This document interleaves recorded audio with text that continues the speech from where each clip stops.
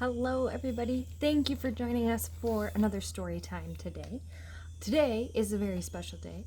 It is National Dog Day, and if you're thinking, what does that have to do with nature? Well, let me tell you. You can see, that was my dog, Stryder. Stryder, come here. It's my dog, Stryder, and Stryder is very much, come here, the reason that I get outside each and every day. Up. Come here, up.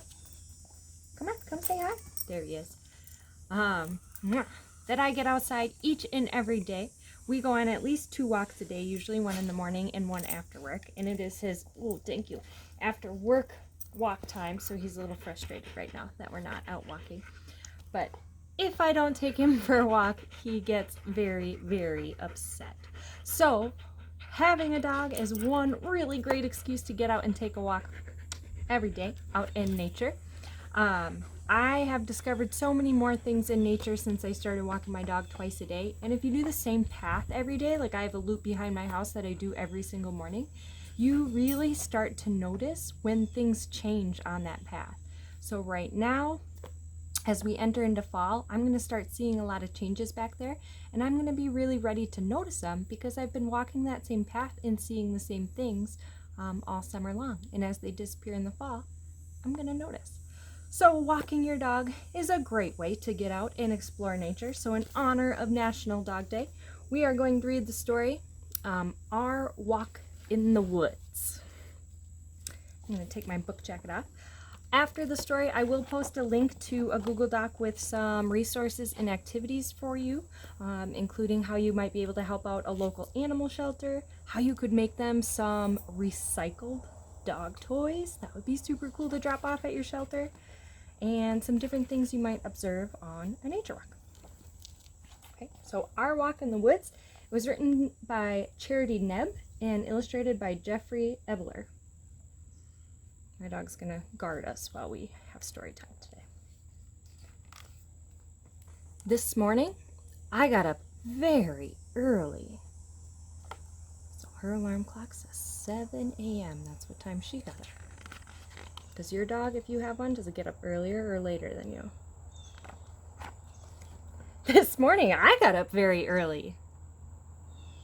So her dog has been up since 4:23 in the morning waiting for a walk. We get up early every Saturday because we like to take a long walk in the woods.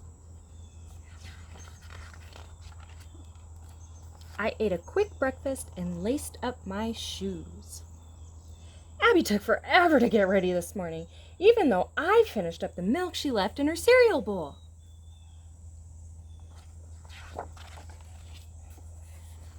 We love to explore the little hills above the river.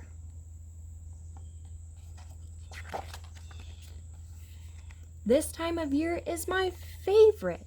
The leaves on the trees are lush and green, and all of the flowers are beginning to bloom. What time of year do you think it is? Flowers are beginning to bloom. The trees are nice and green. Sounds like spring. This time of year is my favorite. In the spring, small animals are everywhere. Sometimes I get to chase them. Even if I don't see them, I can learn a whole lot just smelling where they've been. Does your dog ever chase animals if you have one? Mine does. The place we walk is really beautiful, but this morning I found a whole bunch of trash that someone had thrown on the ground. That makes me so mad.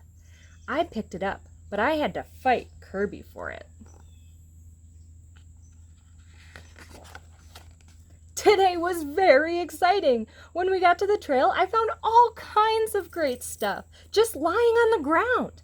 Abby wouldn't let me have very much of it, but I got some. So they seem to have kind of a different perspective on things. I like to take my time when I walk. I stop and smell the flowers or look at footprints that animals make in the mud. Even so, I still move a lot faster than Kirby. The forest is my territory, but a lot of other dogs visit. I'm okay with that, but I do need to remind them just whose territory they are in. It can take a lot of time, but it's worth it.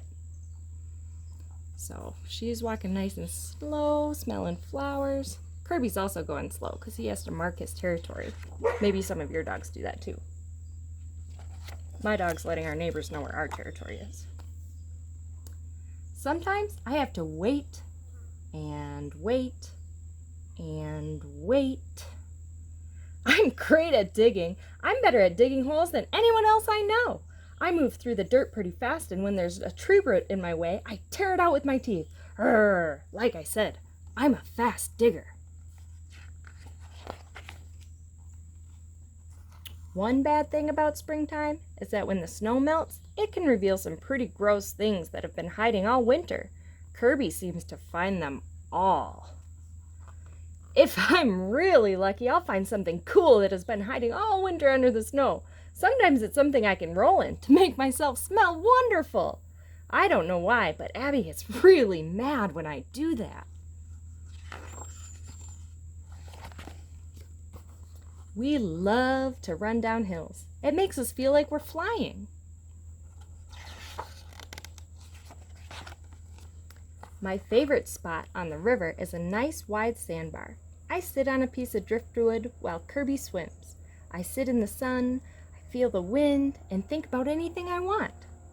The best part of our walk is when I get to go swimming. Sometimes there are ducks and geese to chase. Abby mostly likes to sit and watch me. I'm not sure she even knows how to swim.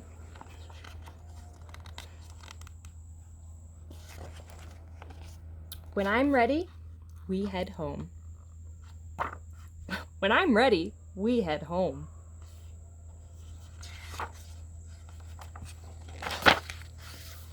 We'll go again tomorrow.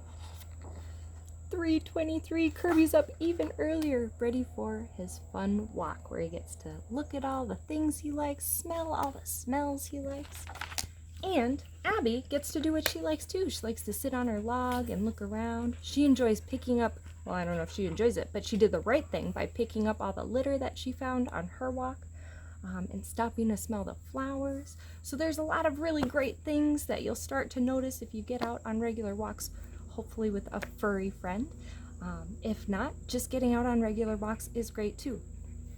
If you have older siblings in your family, or if I know we have some adult viewers who are enjoying our stories, lots of times you can contact your local humane society or animal shelter, and a lot of times they're in need of volunteer dog walkers. There probably are age restrictions on that, but I'm not sure what their policies might be if there is an adult there and involved, so you could check with them. Like I said, I'll put a link down below with some activities. You could make dogs at your animal shelter, some really cool recycled, upcycled dog toys, and then I'll post some resources too about things you might want to look for while you're out on your walks, things to notice and observe, and a fun activity, kind of like our book, where you could write your own story and a story from the perspective of your dog or an imaginary animal, and then color in some photos or pictures to go with that as well. Thank you for joining us for story time today. Give your pets, if you have one, extra snuggles and extra love today for National Dog Day, and we will see you next week with another story. Thank you. Bye-bye.